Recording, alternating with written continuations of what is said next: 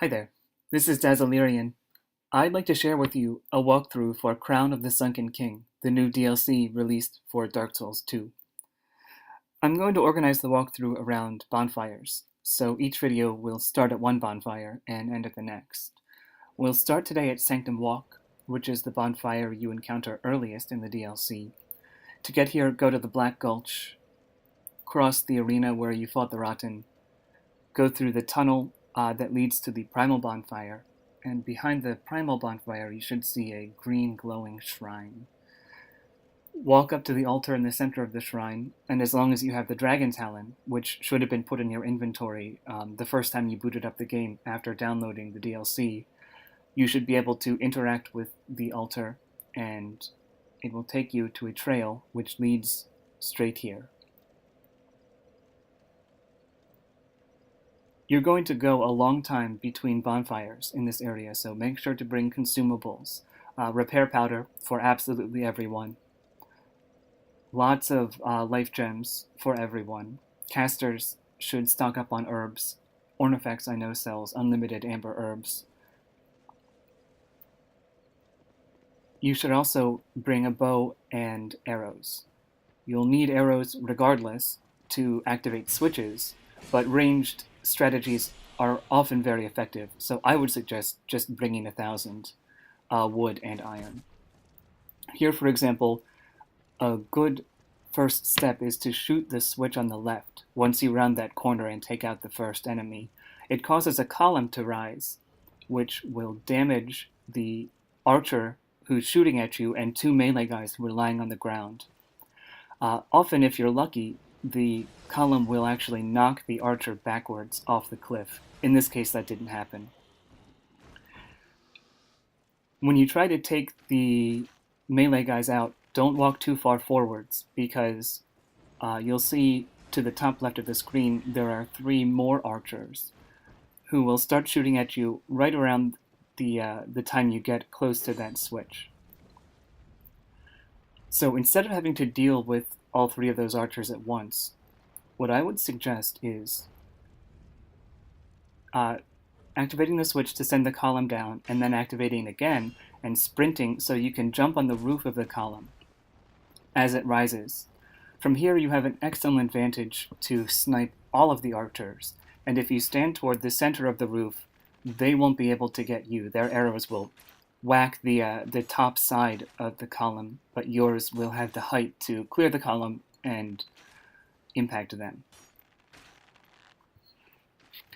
So as you're watching me whittle these guys down, I'd just like to reiterate that you will go a long way between bonfires, and these enemies are very tricky. 1 or 2 hits can put you in some serious danger.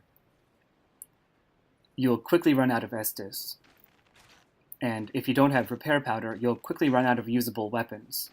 So use consumables liberally, and don't be afraid to spend a lot to enter with full stores.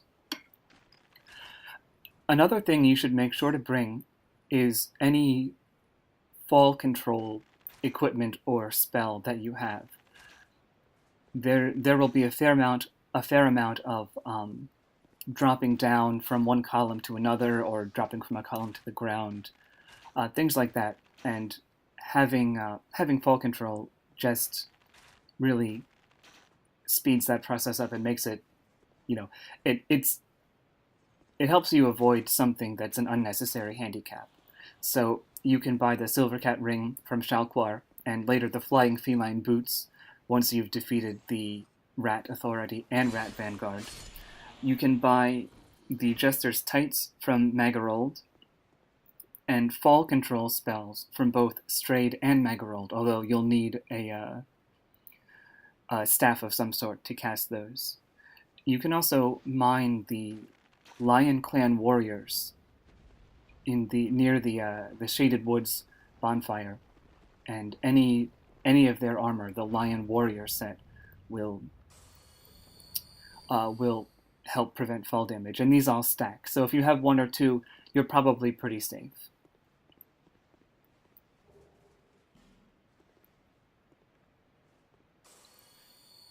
Right now you're standing on what's basically a third floor, and there's a second floor, which is where you want to be to move forward in the level, and a first floor, which has a single weapon pickup you can get. And you can get from the third floor to the first by hitting a switch to send these columns down, and then standing right where that enemy is standing now. You can get from the third floor to the second by hitting the switch and standing on the roof of the column as it passes. Right now, what we want to do is to stand on the roof of the column as it's going up, because it will enable us to jump across to find a ring, which we can't get to any other way. So we'll hit the switch, the column will start rising, roll onto it, or just run onto it. You'll land on the roof, and if you look to your right, you'll see a corpse with a shiny on it. Jump across. Don't jump when you're right at the edge of the column. Hit the jump button when you're still a few steps back. If you jump right at the edge, you'll go too far and end up rolling into the gorge, which is just really unpleasant. So you'll pick up the dark quartz ring, +3. Shoot the switch again and get on the lower landing of the column. You saw you passed the door to the second floor there. You could have rolled off, but now we're on the first floor, the bottom floor. What I just ran into was the first column that we rode on, the one we used to snipe those 3 archers. This is your one and only piece of loot down here. It's a longbow +7, so if you didn't bring a bow, but you happen to have arrows, now you're in luck. I wouldn't recommend depending on that, though. I'd bring your own.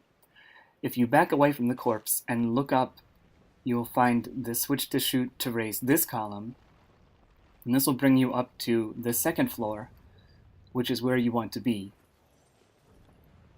From here you can snipe 2 enemies. They're normally, one is on each side of the column. The shield guy is normally standing there, and the mace wielder is on the other side. But neither of them can touch you if you're standing above them like this.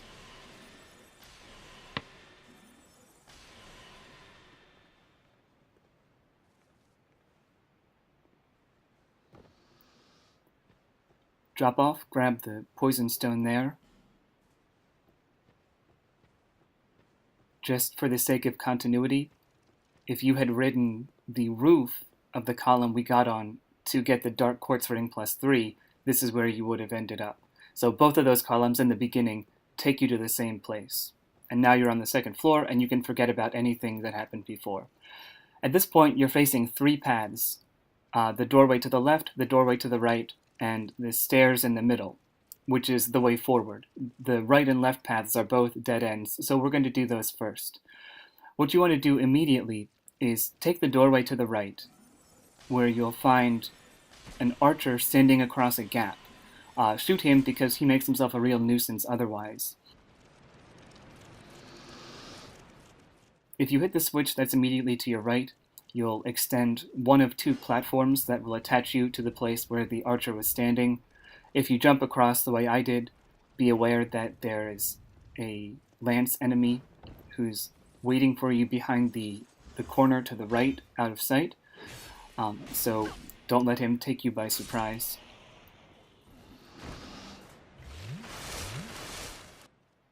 The switch to your right causes a rather large platform to extend to bridge that gap leading to a door you see with a red glow coming out of it.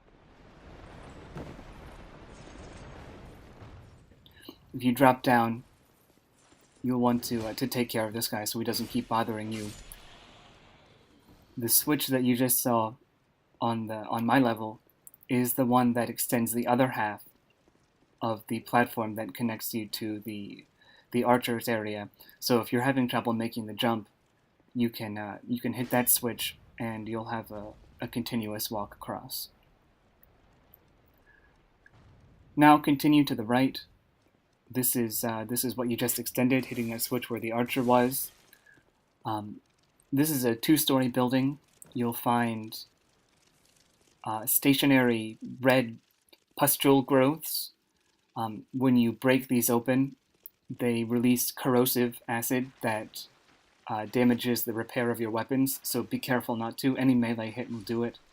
You'll also find well-camouflaged little red pustule bugs. They're usually on the ceiling in these rooms. They're pretty easy to take out with your bow and arrow. If you let them get too close, they have a jump attack that's actually fairly damaging. So try to prevent them from getting close to you. There's also a fairly characteristic rustling noise that you'll hear when they're nearby. So there's a case or two where there is one of these bugs on a ceiling or on a wall out of sight, and if you hear the rustling, just keep your eyes open, because it's no fun to have them fall on you.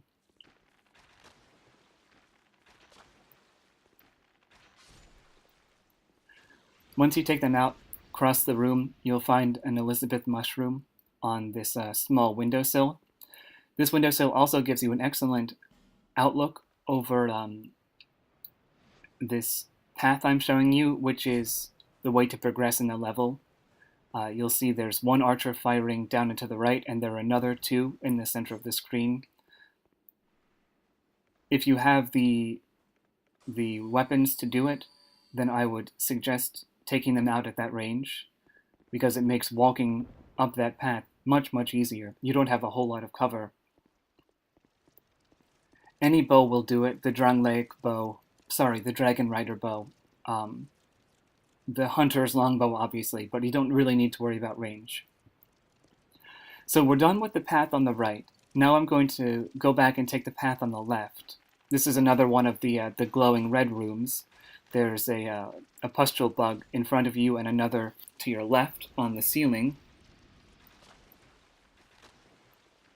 Once you take both of them out, you'll be able to pick up a shiny that was sitting across from the doorway, just trying to lure you in classic Dark Souls fashion.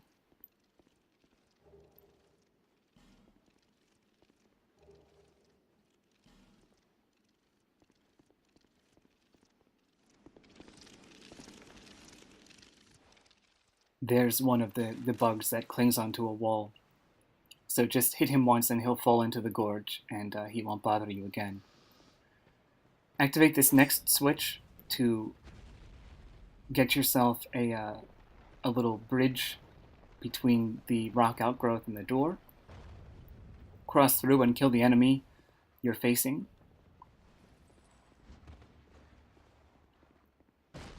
These enemies move slow enough that they're pretty easy to backstab.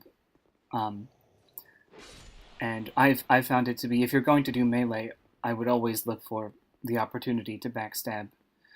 Especially if you're in crowds, because of course while you're backstabbing you take reduced damage. This is the Poison Bite Ring, +1. Also, the path you're looking at is the path back to the Sanctum Walk bonfire, where we started. So if you're hoping to return, just drop off the roof there and head back to the bonfire. I believe that's your only way back, unless you want to use a Homeward Bone or the Homeward Miracle or the Aged Feather.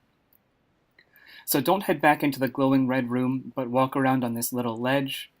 You can drop down to a ledge below, which has another little shiny for you.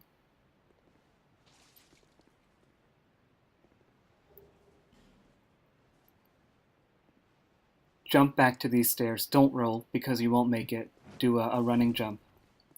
And now, just to orient you, I'm going to go back to where we first looked at the 3 paths. We're now finished with the one on the left and the one on the right, and the only way to go is straight ahead to the center. So walk forward and hook around to the left. That green clump you see is actually a creature. It looks like sort of like a turtle that has on its shell a whole cluster of those poison statues that you ran across in the gutter in the Black Gulch. Just like those statues the ones on the turtle will fire poison at you. You can't damage it by hitting it anywhere other than the little gray body that's moving around on the very bottom, so don't bother firing any arrows at the clump of statues. Aim very low. And you can't actually do any damage with vertical slices from melee weapons. So I think in this case, ranged attacks might be your only fallback. And unless I'm misremembering, I don't believe you can target the turtles either. So this may be another case where the bow and arrow becomes very important. Here we're looking at the path that I showed you in the overlook on the second story earlier. There's an archer right there, and there are two more up there. There are also several melee enemies lying in wait. So what I would suggest doing is aiming at that switch just below the two archers. It will cause a column to rise that completely blocks both of them from being able to see you, which leaves you fairly free to take out this one archer by yourself. If you get too close to him, you'll wake up an enemy that's lying on the ground, so I wouldn't. I would just use ranged attacks again. You know, it's fairly easy to deal with the one melee guy as well as the one archer, but I just wouldn't bother if you don't have to.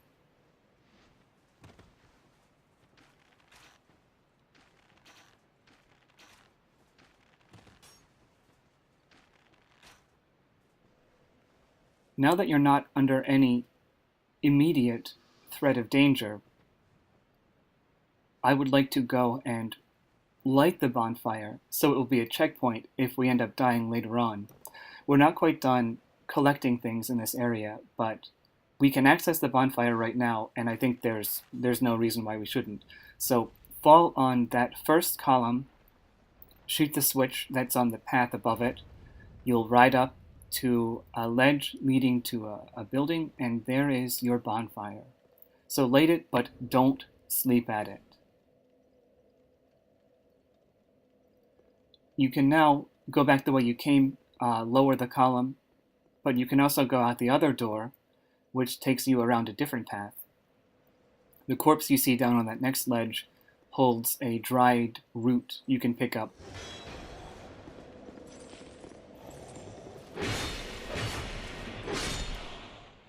Once you've taken care of the Sanctum soldier, go right out of the door. You'll find a small walkway that leads to a pavilion that is a corpse with the Sanctum mace on it. This is the mace that some of the Sanctum soldiers have been using against you. It causes poison buildup in your enemy, but also in you each time you swing. It's very heavy, and it does a good deal of physical damage. Pick up the magic bolts, and then drop down to go into the lower level of the same building. Once you go through the door, there will be an enemy immediately to your right.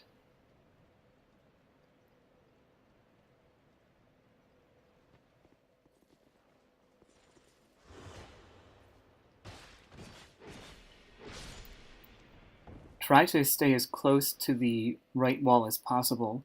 There's another enemy outside the door to the left who will often aggro as you're fighting the first.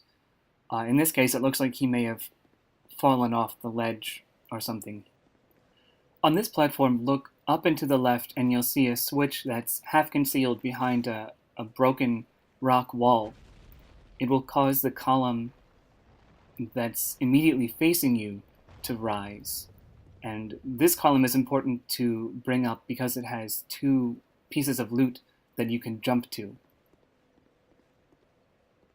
But we're going to save that to the very end because the jumps can be difficult, and I'd like to take care of everything else before we put ourselves in danger dealing with the somewhat problematic Dark Souls platforming mechanics. So there you see I just ran into the first enemy who's lying on the ground. He's pretty easy to take out with a few hits. They will take Estus. I'm not sure if we've run across any of the other enemies doing that yet. So it's an excellent time to strike otherwise the battles can get really long and tedious.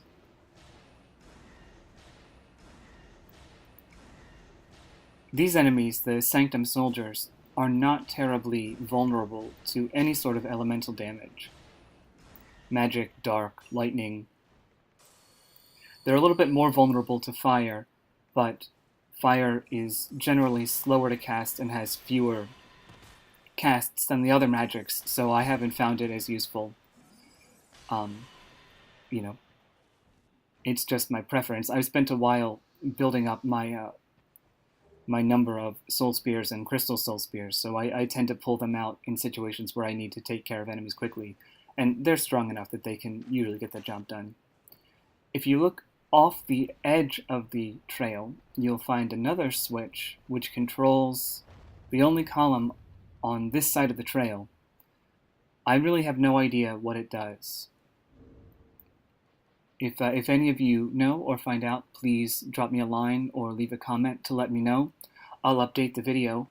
Otherwise, I'm just going to guess that it's a red herring that the kind developers at FromSoft left us.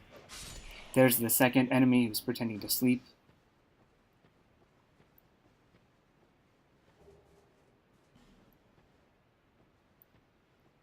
If you look across this little gap, you'll see what's quite clearly a cave with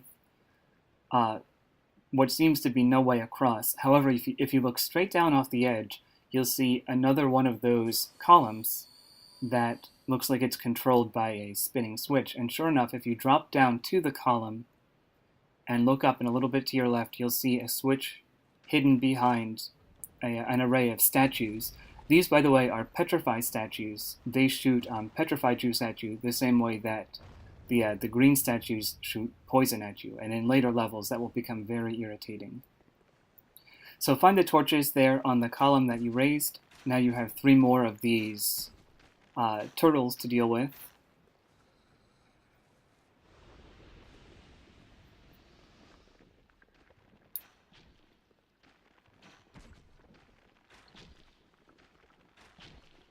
Just to demonstrate, I tried the vertical slash with my Moonlight Greatsword, and it just bounced off. I've also been trying to target them with no luck, so I really think a bow and arrows is your best choice there, or some sort of area of effect spell like Firestorm, for example. But it seems kind of a shame to waste a spell that powerful on a dinky little turtle. So it's up to you. Once you take the turtles out, head a little farther into the cavern, and what on earth is that?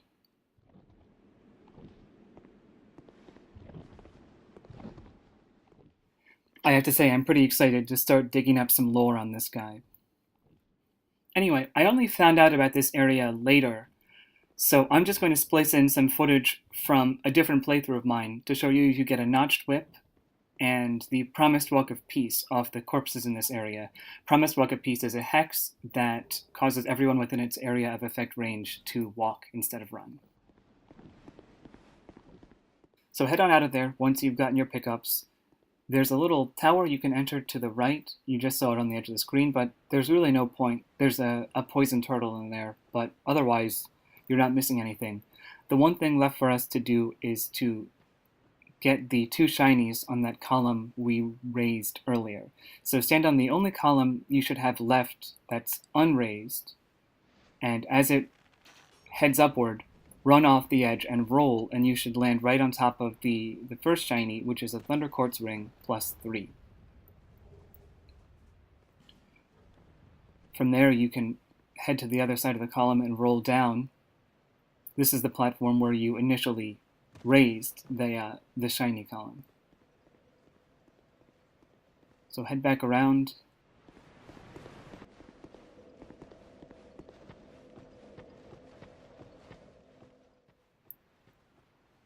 Lower the first column, the one that leads up to the bonfire. Once it's all the way down, roll onto it, and you'll see you can jump across to the second shiny from there. The jump back to the first column here is the hardest jump, I think, in this part of the game. You want to kind of get a diagonal angle on it and give yourself as much run-up space as you can. I died on this part a whole lot, so that's why I advise leaving it till the very last thing. From there, head back up to your bonfire, and we finished with this area. So thanks for watching. I hope this helped, and I will meet you back at the Tower of Prayer bonfire, so together we can make our way into the Dragon's Sanctum. Take care.